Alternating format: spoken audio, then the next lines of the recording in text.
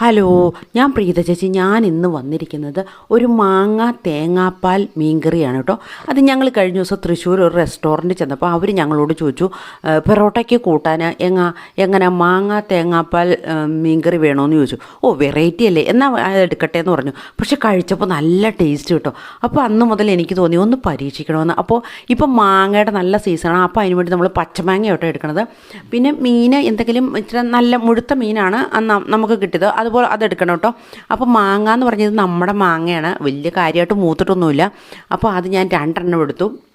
അത് നമ്മൾ നീളത്തിൽ അരിഞ്ഞിട്ട് അതിലേക്ക് നമ്മൾ വേണ്ട ചേരുവ എന്ന് പറഞ്ഞാൽ തേങ്ങയാണ്.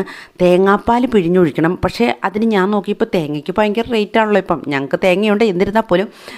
അപ്പോൾ അത് വെച്ച് ഞാൻ എന്ത് ചെയ്തു, തേങ്ങാപ്പാൽ കുറച്ച് പകുതി ഭാഗം തേങ്ങാപ്പാൽ പിഴിഞ്ഞെടുത്തിട്ട് ബാക്കി തേങ്ങ ഞാൻ മിക്സിയിലിട്ട് ജാറിലേക്ക് ഇട്ട് അരയ്ക്കുവാണ് ഇതിന് വേണ്ടത്. അപ്പോൾ ഇതിനൊരു നന്നായിട്ട് കൊഴുപ്പും കിട്ടുമല്ലോ. അപ്പോൾ ആ തേങ്ങയുടെ കൂടോട്ട് ഇഞ്ചി, വെളുത്തുള്ളി, പിന്നെ ഒരു 1/2 ടീസ്പൂൺ മല്ലിപ്പൊടി, പിന്നെ മുളക് പൊടി 1 ടേബിൾ സ്പൂൺ മുളക് പൊടി, മഞ്ഞൾപ്പൊടി, ഇത്രയും ചേർത്തിട്ട് നമ്മൾ നന്നായിട്ട് അരയ്ക്കുവാണ്. ഈ അരച്ചത് ഈ അരിഞ്ഞു വെച്ച മാങ്ങയിലേക്ക് ഇട്ട് നമ്മളങ്ങ് മൂപ്പിക്കുവാണ്. അങ്ങനെയാണ് വേവിക്കുന്നത് കേട്ടോ. ഒരു 1/4 ഭാഗം ആയി വെന്ത് കഴിയുമ്പോഴാണ് നമ്മൾ പിന്നെ മീനിടുന്നത്. മീൻ വിട്ട് എല്ലാം ശരിക്കും ലാസ്റ്റാണ് നമ്മൾ തേങ്ങാപ്പാൽ ഒഴിക്കുന്നത് കേട്ടോ. അപ്പോൾ എൻ്റെ വീഡിയോ ആദ്യമായിട്ട് കാണുന്നവരാണെങ്കിൽ ഒന്ന് ലൈക്ക് ചെയ്യാനും ഷെയർ ചെയ്യാനും സബ്സ്ക്രൈബ് ചെയ്യാനും മറക്കരുത് കേട്ടോ. അപ്പോൾ മുളക് പൊടി ഇട്ടു, മല്ലിപ്പൊടിയും കുറച്ച് മല്ലിപ്പൊടി. നമ്മൾ മീൻകറിക്ക് സാധാരണ എല്ലാവരും അങ്ങനെ ചേർക്കുമല്ലോ. മീൻകറിയുടെ ടേസ്റ്റ് എന്താണെന്ന് ചോദിച്ചാൽ നമ്മൾ മല്ലിപ്പൊടിയും ഉലുവാപ്പൊടിയാണ് മീൻകറിക്ക് നമുക്ക് നന്നായിട്ട് ടേസ്റ്റ് തരുന്നത് കേട്ടോ. എന്ന് പറഞ്ഞാൽ മുള്ളുള്ള ചെറിയ മീനിനല്ല കേട്ടോ. ഇച്ചിരി ദേശീയൊക്കെയുള്ള മാംസം കൂടുതലുള്ള മീനിനൊക്കെ നമ്മൾ സാധാരണ അങ്ങനെയാണ് ചേർക്കണത്. ആ ചേരുവ ചേരുമ്പോഴാണ് അതിന് നല്ല ടേസ്റ്റ് കിട്ടുന്നത്. അപ്പോൾ ഇതിങ്ങനെ മാങ്ങ വെന്ത് കഴിയുമ്പോൾ ഞാൻ അതിലേക്ക് ഒരു തക്കാളിയും പിന്നെ ഒരു പച്ചമുളകും കൂടെ 2 പച്ചമുളകും കൂടെ കീറിയിടും.